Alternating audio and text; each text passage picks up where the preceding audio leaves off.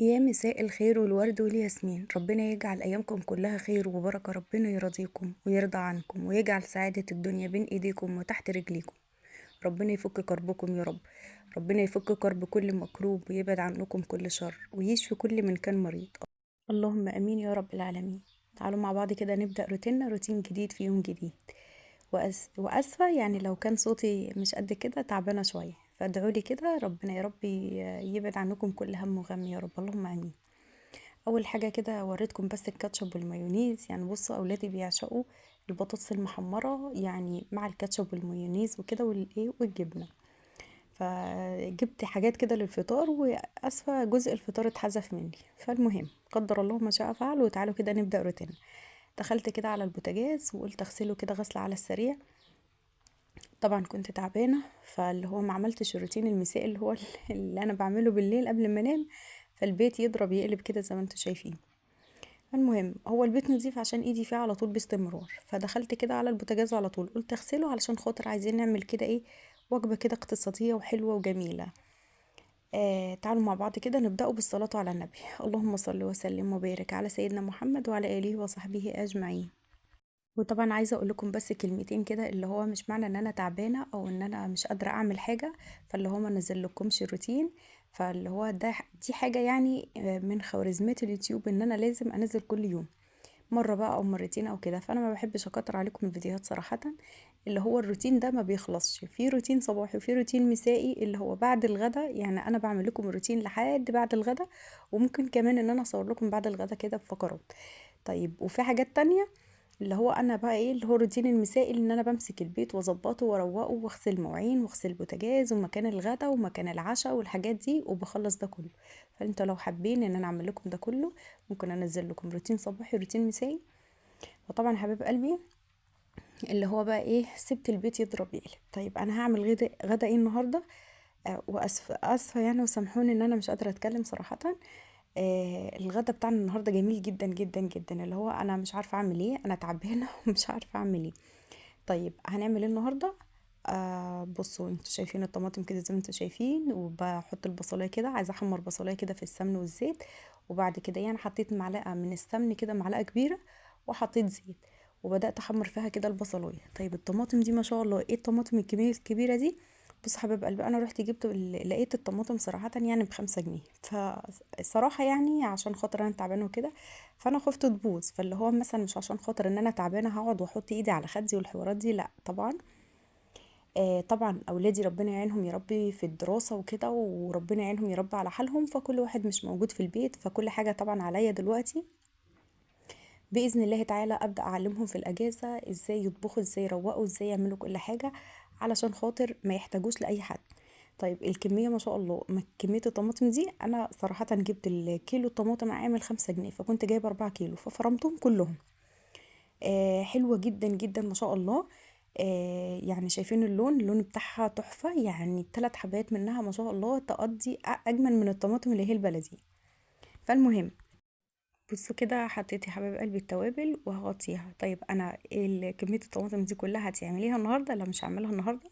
انا كل اللي فيها ان انا هاخد من الاكل اللي انا هستخدمه النهاردة. وطبعا انا فارمة طماطم تانية لان انا هعمل طاجن. طيب طاجن ايه؟ خليكم معايا بس للنهاية. وتعالوا بس نكمل ايه كلامنا كده ونرجع لمرجوعنا. انا جايه اقولك النهارده يعني، اوعي تزعلي على حاجه راحت منك، واوعي تزعلي على اي حد خذلك، واي حد خرج من حياتك. ما تيأسيش وما تزعليش. طبعا انت كنت معشمه في ناس كتير وخذلوكي، ويا للاسف يعني. فمش معنى ان الناس خرجت من حياتك او خذلتك او كده، لا احنا مش عايزين اي حاجه تأثر علينا او تأثر على معنوياتنا تماما. بصوا بس عايزه اوريكم كده البوله دي كان فيها لحمه مفرومه، كنت عامله معاكم قبل كده طاجن مكرونه، وكان باقي اللحمه دي كنت معصجاها فحطيتها في الفريزر. فقلت بقى ايه، نخرجها كده النهارده ونعملها كده في الطاجن. طيب هتعملي طاجن ايه؟ برضو طاجن مكرونه بس النهارده بدل ما نعملها مكرونه فرن، هنعملها المكرونه اللي هي المرمريه الصغيره. فهنعمل كده الايه، الطماطم بتاعت تسبيكه الايه المكرونه. عباره عن توم والطماطم، وبنسيبها تتسبك شويه، بنحط عليها كوبايتين من الميه، وبعد كده بنحطها فوق المكرونه بعد ما تسلقيها.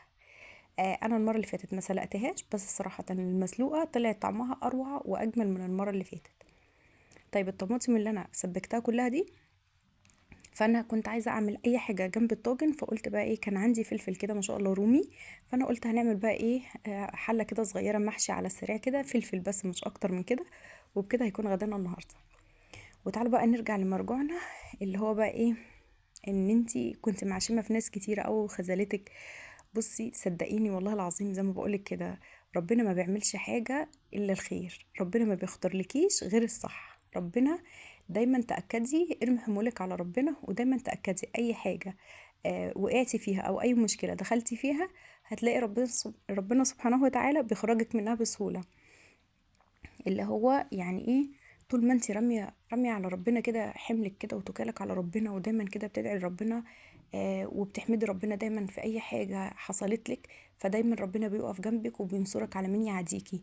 فطبعا اي حد بيخذلك او اي حد يخرج من حياتك او اي حد عمل فيكي اي حاجه حزنتي كتير جدا، فاللي هو مش معنى ان انا مثلا ناس خذلوني او عملوا فيا اي حاجة ان انا كده خلاص يعني الدنيا وقفت على الانسان دوت. انا عارفة في ناس كتير مننا اللي هي بتحب يعني، ممكن تكون تحب شخص جدا جدا جدا جدا، او شخصة، يعني هو مش شرط، يعني عموما انا بتكلم على العموم، فتبدأ تلاقي ان هم خذلوها او احرجوها او خرجوا من حياتها عملوا لها طاقة سلبية. فمش معنى كده ان انا وقفت الحياة، لا، انت قدها وقدود وتقدري تقف على رجلك تاني، وانتي اللي تقدري توصلي نفسك للنجاح او للايه للفشل. فانا مش عايزه اسيب نفسي ان انا اوصل للفشل. يعني شوفي، برغم ان انا تعبانه وبرغم ان انا مش قادره اتكلم، طب والله العظيم انا بسجل لكم الفيديو وربنا عالم بيا انا بسجل ازاي. فمش معنى مثلا ان انا تعبانه ان انا اوصل حياتي للفشل. فطبعا لو ما قمتش النهارده، عارفين انا كنت بقوم اعمل ايه، اعمل حاجه وانام تاني، فاهميني؟ اللي هو يعني اعمل حاجه على السريع كده على البوتاجاز، اول لما احس ان انا بدأ يجيلي الدوخه او احس ان انا في هبوط. طبعا انا ضغطي عالي، فاول لما بحس ان في هبوط جامد او حاسه يعني مثلا ان انا خلاص ان انا هيغمى عليا، فاللي هو بروح جايه قاعده جري على طول، اللي هو يعني حتى كمان كرسي في المطبخ، علشان خاطر لو حسيت بدوخه ولا اي حاجه او دوران ولا كده، بكون قاعده على طول. فانتي بايدك كل حاجه وايدك تنقذي نفسك. فمش معنى ان انا مثلا جالي دور برد او جالي دور عيا او كده ان انا بقى ايه ما اقدرش ان انا اكمل حياتي وكده، لا، نكمل حياتنا طبيعي خالص. بصوا كده، فزي ما انتوا شايفين زي ما قلت لكم كده ببدأ ايه اللي هو اظبط الدنيا، برغم ان انا تعبانه، بس طبعا لازم انزل لكم كل يوم، ولازم يبقى في طاقه ايجابيه دايما على طول. فدايما اعتمدي كده على ربنا، وعارفه ربنا دايما بيختار لك الطريق الصح، ربنا هو اللي رسمه لك يعني، فخلي ربنا دايما يرسم لك الحاجه الصح. انت ممكن تدخلي حاجه وتقولي مثلا انا ربنا خذلني في دي، فللاسف استغفر الله العظيم يا رب، ربنا ما بيخذلش اي حد ابدا، لا بل بالعكس، هو ربنا بيوقعك في دقيقه. وطبعا ربنا بيشوف يعني يعني بيختبر قوه تحملك وايه وصبرك، بيشوفك لمدى فين، يعني لأبعد الحدود. واحنا الحمد لله اللهم لك الحمد صبرنا لأبعد الحدود، يعني اللهم لك الحمد ولك الشكر كما ينبغي لجلال وجهك وعظيم سلطانك. ما تيجي نصلي على الحبيب، اللهم صل وسلم وبارك على سيدنا محمد وعلى آله وصحبه أجمعين. فبصوا حبايب قلبي، زي ما انتم شايفين كده المطبخ يضرب يقلب. فاللي هو بقى ايه، انا صراحة كانت الرخامة دي والرخامة التانية مليانين مواعين وحاجات وحوارات، واللي هو انا تعبانة واولادي مش موجودين ومش فاضيين، دروس بقى والحاجات دي والحوارات دي. ادعوا لهم يا رب كده، اللهم امين، ربنا ينجح يا رب اولادكم يا رب، وينجح اولادنا يا رب، اللهم امين. ربنا ما يخذلنا ابدا ولا يضيع علينا السنه يا رب ابدا. سنه تعب، تعب جامد، عارفه، مجهود جامد، دروس وفلوس ودروس خصوصيه وحاجات وحوارات. فطبعا يعني ربنا يا رب كده يعدها على خير يا رب كده، وينجح اولادكم واولادنا يا رب. وادعوا لبنتي كده في الثانويه العامه، ربنا يا رب يوفقها كده وينجحها ان شاء الله. فطبعا حبيب قلبي